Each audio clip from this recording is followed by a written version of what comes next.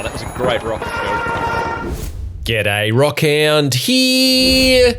Well, it's been quite a week for the finals, hasn't it? As a content creator and just someone who enjoys shooter games in general, I've followed Embark Studios' progress since 2019, which now seems like a lifetime ago. And when the finals closed alpha got underway back in September, I decided to review the game on day one of that playtest to try and provide you with an immediate snapshot of what the game was like. But for the closed beta, I've actually deliberately chosen just to sit back a bit and wait several days to let the dust settle, simply play the game as much as I could with randoms where we had no direct communication, and also with friends where we were all in voice chat on Discord, constantly providing call-outs and information to each other. We won a couple of tournaments and came second a number of times playing this way. And while the additional time has meant you've had a little gap with no content from me, it has also meant that the game makers at Embark Studios have put out a couple of patches as well as a balancing update for the game, which is good because there's been quite a lot more bugs and issues appear that weren't present during the closed beta preview event that I attended with other content creators and press over a week ago.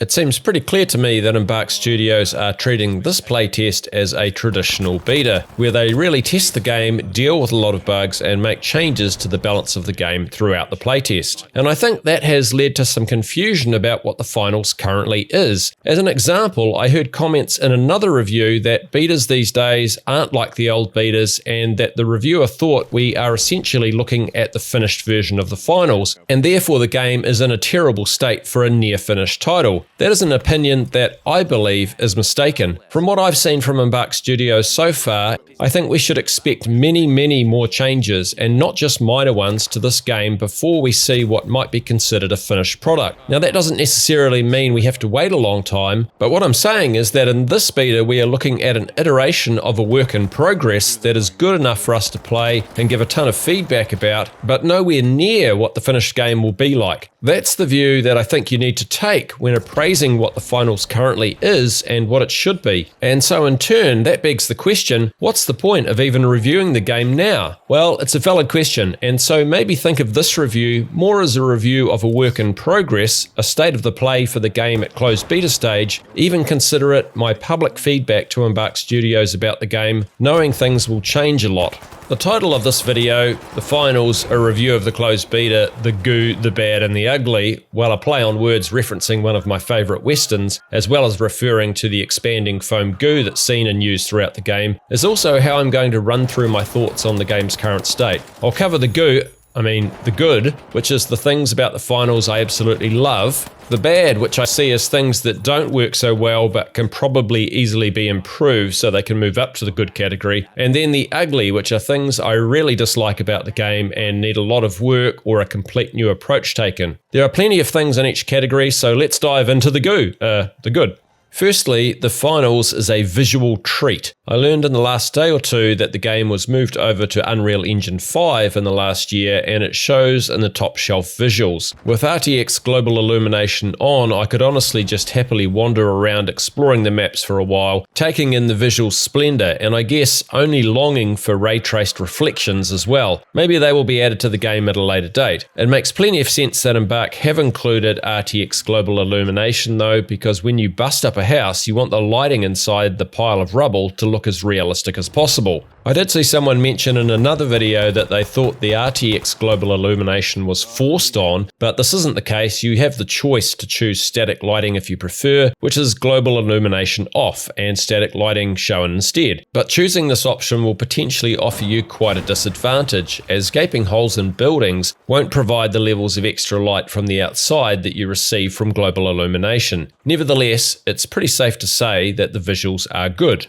The two maps set in Old Town Monaco and the upper levels and rooftops of skyscrapers in Seoul, Korea are very different from one another, and each provides unique and great looking playing arenas. I hope this trend continues, and with Embark's goal of setting the game in iconic locations around the world, we should see some fantastic maps for the game with no limits on how different they can be from one another. So I'm looking forward to seeing more maps from this team. Weapons and reload animations in the game have that classic attention to detail and almost what I'd call an animated swagger. The experience of ex-Battlefield animators and weapon artists really shines through here. There's an excellent variety of weapons, gadgets, and specializations, and it's cool that there are also some solid defensive gadgets like the goo gun. Similarly, the in-map explosives and goo canisters often come in really useful. The brightly colored game show-like UI and madly varied cosmetics are refreshingly fun. The UI offers no excuses for being like an eclectic box of candy, and the range of cosmetics means anyone playing the game can find something that they like. And more about the UI shortly. I also really like the animation of opponents turning into coins and sprinkling across the floor when you eliminate them. It's a great visual confirmation of a job well done. Both the environmental and character artists have made an excellent start on this game. I think there's still room for polishing with the characters, but I think everything I've seen on this front is a great fit for the concept of the game. Then we have the server-side destruction. The ability to destroy almost the entire map and constantly change the levels in a way that affects gameplay, but mostly not in a detrimental way, is something as a long-term Battlefield player that I've longed for in an FPS. And with around 80 of Embark's 250 plus game makers coming from DICE, the creator of the Battlefield franchise, it's a joy to see an FPS game provide this level of destruction to the player, where we can choose to change the landscape we play in order to help us in our endeavour to win the round. The scale of the destruction is pretty mind-blowing. It's an amazing technical feat considering it's all server-side, and often acts in ways that you would expect as a building falls down, as you can see in this video that we made where we tried to break the Embark server by destroying as much of the Monaco map as we could in one round. This scale of destruction provides both hilarious and challenging moments for players, and there was something massively satisfying about seeing someone sniping at my mates from a balcony across the Seoul map, then me firing an RPG right at them and looking back only to see a gaping hole in the building remaining. Get wrecked, literally.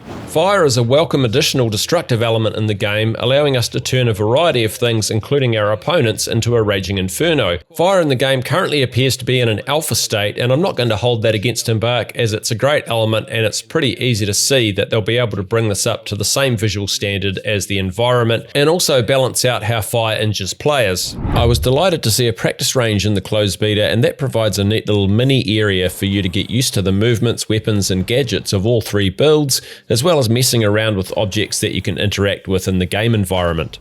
I also think Embark has done a cracker job with the usability of the UI. It's clean, simply laid out, easy to navigate around, mostly intuitive, and really easy to change the settings as you desire, accepting that there are probably quite a few things still to add to the settings. The closed beta is the first time we've had an introduction to the monetization system, career rank, season passes, and so on. It's easy to navigate around the store, career, and battle pass sections, which is great. I think Embark do have to make it much clearer how the credits and career points, or VR as they're known, work, and that section probably belongs in the bad category right now if we're being pedantic. One massive plus about the monetization section of the game, however, is that you clearly get what you pay for. You see an item, and if accessible based on where you are in your in-game career, you can buy it. No loot boxes, no confusion about what you'll get for your money, but it does need a clear and proper explanation. Then we have the objective of the game, which, just to be clear, I consider to be different from the team structure because I'll talk about that later. The object is to find a cash box, unlock it while defending it for 20 seconds or so, then transport it across the map to a cash out station, deposit it, and defend the cash out station for a couple of minutes until your cash is cashed out. I actually really like the concept of these objectives. They're really simple to understand and break the game into a variety of actions, from briefly defending the vault to moving across the map as a trio. Then, if you haven't already been taken out, setting up new defenses, or if you're the opposition, just trying to stop your opponents from doing so. I'm going to talk more about the game mode later in the video, but for now let's just say that I love the overall concept of the objectives. I also love how intense some of the engagements are. We've had many times when firefights went on for several minutes and we came away from the fights raving about how good they were. So there's a lot to love about the game, but let's move on to the bad. A lot of things in the finals closed beta don't actually work very well, but have the potential to be improved and move up to the good category. We can almost do a quick fire through these, noting that they're issues, but really we're just saying, hey Embark, you need to fix these. It was unfortunate that on the first day of the playtest, there was a hit registration bug that affected a lot of players where they couldn't do any damage to opponents. I saw and heard a lot of frustration from the community about that, as you would expect in a competitive multiplayer FPS game. Fortunately, that appears to have now been fixed. context. My gaming buddies and I have also encountered a bug where you can't fire your weapon or trigger a gadget, and swapping between weapons and gadgets via the keyboard doesn't fix it, but it seemed to be resolved using the mouse scroll wheel. This is super annoying, and I had one occasion where I couldn't fire at a critical moment in the last round of a tournament where my teammates had to listen to me screaming in the mic in frustration. But it's just a bug. They'll fix it for sure. When playing with randoms, you'll often face teammates leaving the game partway through. This doesn't seem to be a problem as much in the tournament play because most players are wanting to complete the tournament, but it happens in quick play all the time. Embark just need to add the option to backfill a lost teammate and maybe provide a small reward to players in the form of additional XP for being willing to backfill a game partway through.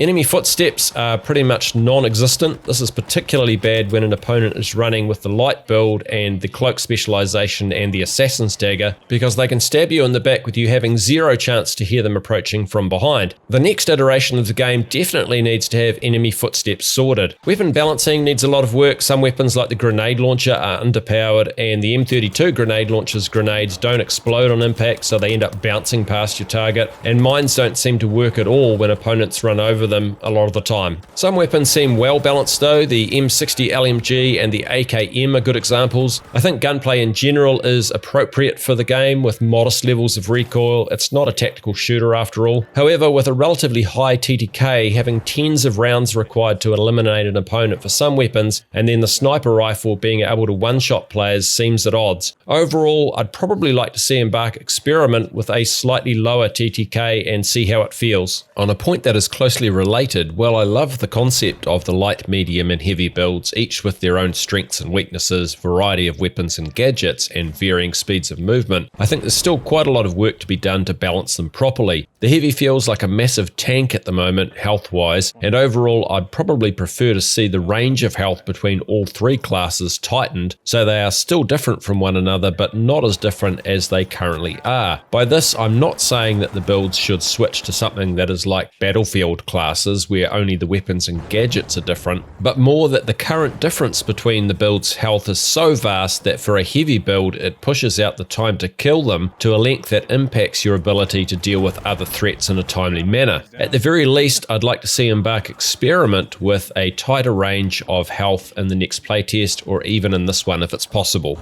Some combinations of builds and weapons are a bit OP currently. We successfully ran 3 medium builds, all with Guardian turrets and defibrillators, and there was definitely advantage in all 3 of us doing that. Likewise, the light build's dash specialization seems to have a cooldown time that is far too short. Movement, especially vaulting and catching ledges as you fall, is quite janky at the moment. If you jump between buildings on the Monaco map, you fall quite away from the rooftop before your character catches it and seems to magically move back up much further than you'd expect. It's really common when exiting a zipline for your character to not latch onto things like windowsills that are well within reach, or get caught on things and bumped off the line more easily than you'd like. Ziplines will also allow you to attach them to places where you will immediately fall off the building at the other end on the Soul map, which isn't ideal. There is also a bug that seems to be triggered by events like an RPG hit or mini goo canisters falling and expanding, where the movement across the entire server seems to get bugged and it feels like your character is on ice skates, although I believe that the Embark team are already troubleshooting that. Last but not least in the bad category is performance. Now I understand that Embark are breaking new ground here with having destruction and movement server side, but the frame rates are currently low enough, in other words falling below say 100 or around there, for a lot of players to be saying that they want to see an improvement. It's a fair call, but one that we can probably expect the dev team to be working hard at before the next playtest. Some of the things in the current build of the finals definitely are ugly. Let's run through some of the more minor ones first. In quick play, the one-off rounds, you'll come across players ignoring the objective of the game. The most common one I've seen is solo snipers on the rooftops of the Monaco map just trying to one-shot everyone but never actually going to a cash box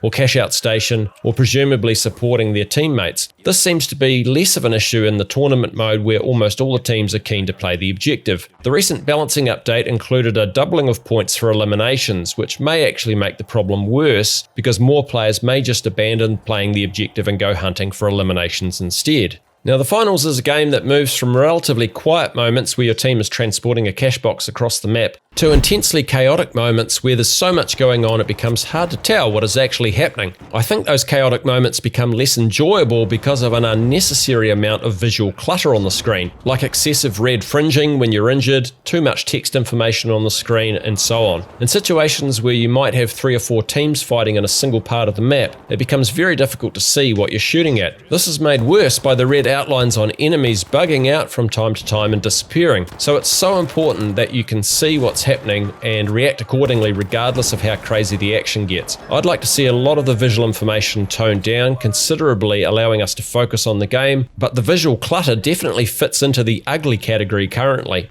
Pain is the word to describe a team wipe. You not only suffer a respawn time of 25 seconds, which has recently been reduced from 30, which is a decent penalty already, but your team's score is also halved, which seems insane because often this coincides with your cash out being stolen. So it's like a triple punishment for something that is already bad for your team anyway, and occurs when you are playing the objective and often outnumbered. It is way more painful than it should be. And that brings me to my biggest issue with the current build of the finals. With a 3v3v3v3 game mode in an FPS, there are 4 possible engagement situations that can occur to your team. 3v0, 3v3, 3v6, or 3v9. 3v0 currently occurs quite often in the game if your team transports a cash box to a cash out station and no other team turns up to try and steal it. That makes for a pretty boring couple of minutes while you wait for the cash out to complete. 3v3 is usually really fun and mostly I find it a highlight of the game, but if the teams are mismatched, it can lose that. 3v6 on the other hand seem to me to be the most fun, especially when the second and third teams are engaging each other as well and you're defending an area. And it's a challenging but not unreasonable ask to defend a cash out against 2 other teams, and it provides an awesome blend of direct competition and an interesting randomness from the mix of interactions between all 3 teams. However, when you get to 3v9, almost always one of the other teams will end up stealing and taking the cash out after your team gets wiped. It's a chaotic mess of a fight and is often just not fun because each member of the defending team is potentially having to deal with a 3-on-1 situation. This commonly happens when you've worked hard to get a cash out 75% of the way through the timer, then you get wiped by 9 others fighting you, you lose your cash out, and on top of that you get punished for it with the team wipe penalties. It's really unenjoyable and feels massively unfair for trying to play the objective of the game. You'd never have an FPS game that starts with 3 versus 9, so why would you want a mode that progresses into 1 partway through? If you play the tournament mode, the last round where you play one other team is fine. It's almost always the most fun. We had some amazing final rounds because it was only one other group of opponents. In one final, both of our teams fought over a vault for about 3 minutes before we eventually wiped them and managed to run away with the cash box. It was a really cool moment. So here's what I suggest instead of 4 teams of 3. Reduce the mode to 3 teams of 3 and only have 1 vault and 1 cash out station. This will mean that up to 3 teams will fight over the vault every time, and the same at the cash out station. It will present a challenge for the team defending the cash out, but not to the point where it becomes almost impossible to complete a cash out. And it'll mean there'll be no instances where it's 3v0. With 3v3, it'll still be quite chaotic, which is definitely a fun part of the engagements. Also, if there are reasonable rewards for initiating the unlocking of a vault, being the first to pick up a cash box when it pops out of the vault, and initiating a cash out, the teams will focus mostly on the objective rather than ambushing teams at the cash out, although that could still be a viable tactic. So I'd like to see a major overhaul with the game mode, but not the actual objectives you're trying to complete, which I really like. And these changes are the sort of things that I actually expect to see from Embark. They seem to want the beta to be a real testing ground and to make changes pretty quickly and bash things out until they work well. My summary for this review of the finals closed beta is pretty simple by putting it into 2 questions. Is the finals closed beta currently a great game? Not quite, but it is mostly a very fun, great looking and really competitive game. Does the finals have the potential of being a great game at release? Absolutely, provided Embark move it forward with an open mind, which they currently seem to be doing. Let me know what you agree or disagree with in this review in the comments below. If you enjoyed this video, please consider leaving a like. Thanks for watching and enjoy the rest of your day, and see you in the finals. Kia kaha, stay strong. Everybody knows the world ain't right down on your knees, get up and fight.